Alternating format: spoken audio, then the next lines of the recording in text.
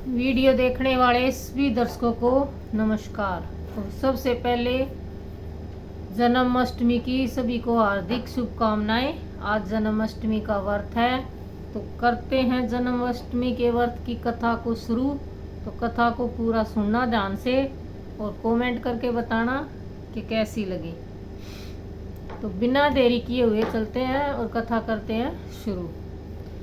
द्वापर युग में भोजवंशी राजा उग्रसेन का मथुरा पर शासन था। उसके अत्याचारी पुत्र कंस ने उसे गद्दी से उतारकर और स्वयं मथुरा का राजा बन गया। कंस की एक बहन देवकी थी, जिसका विवाह वसुदेव नामक यशुवंशी राजा से हुआ था। शादी के बाद कंस अपनी बहन देवकी को रथ पे बैठाकर उसकी ससुराल ले जा रहा था।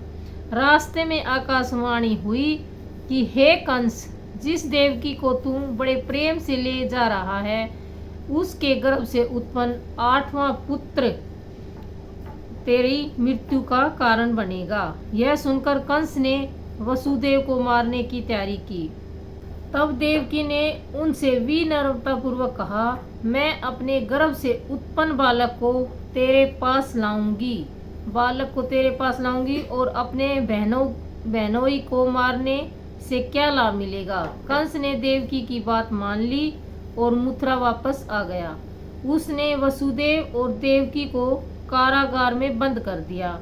वसुदेव और देवकी के एक एक करके 7 बच्चे हुए और कंस ने 7 को जन्म लेते ही मार दिया। अब 8वां बच्चा पैदा होने वाला था। उन्हें कारागार में कड़ी निगरानी में रखा गया।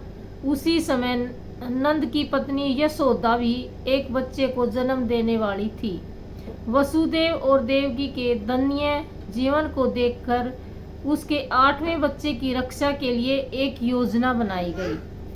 जिस समय वसुदेव और देवकी ने एक पुत्र को जन्म दिया, उसी समय संयोग से यशोदा के घर में एक पुत्री का जन्म हुआ, जो और कुछ नहीं वह एक माया थी। अचानक उस कोठरी में प्रकाश हुआ जहाँ देवकी और वसुदेव कैद थे और वे दोनों भगवान के चरणों में गिर पड़े। तब भगवान ने उनसे कहा, मैं अब फिर से नवजात शिशु का रूप धारण करता हूँ। मुझे अभी अपने मित्र नंद जी के घर वृंदावन भेज दो और वहां जन्मी कन्या को लेकर कंस को सौंप दो। अभी वातावरण अनुकूल नहीं है, फिर भी तुम चिंता मत करो, सजग पहरेदार सो जाएंगे। कारागार के द्वार अपने आप खुल जाएंगे और उफनती यमुना तुम्हारे पार जाने का रास्ता दे देगी। वसुदेव नवजात शिशु कृष्ण को टोकरी में रख के कारागार से निकल पड़े और विशाल यमुना पार करके नंद जी के घर पहुँचे। वहाँ उन्होंने नवजात शिशु को यशोदा के पास सुला दिया और कन्या को लेकर मथुरा आ गए। कारागार के द्वार पहले की भांति खुले हुए थे। जब कंस को सूचना मिली कि वसुदेव और देवकी ने एक बालक को जन्म दिया है, वह कारागार में आया और देवकी के हाथ से नवजात कन्या को छीनकर जमीन पर पटकने लगा। लेकिन वह कन्या आकाश में उड़ गई और वहां से बोली, अरे मूर्ख, मुझे मारने से क्या होगा? तुझे मारने वाला वृंदावन पहुंच गया।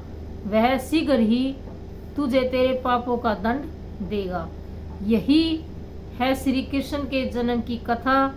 इसलिए अब सब लोग श्री कृष्ण गोविंद हरे मुरारी पाठ करते हैं और भगवान श्री कृष्ण जी का आशीर्वाद प्राप्त करते हैं।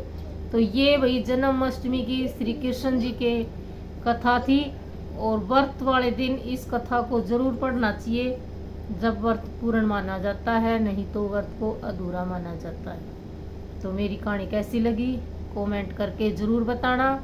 आज बस इतना ही थे, कल किसी और टॉपिक के साथ आते हैं। तब तक के लिए सभी को नमस्कार। सब खुश रहो, मस्त रहो, तंदुरुस्त रहो।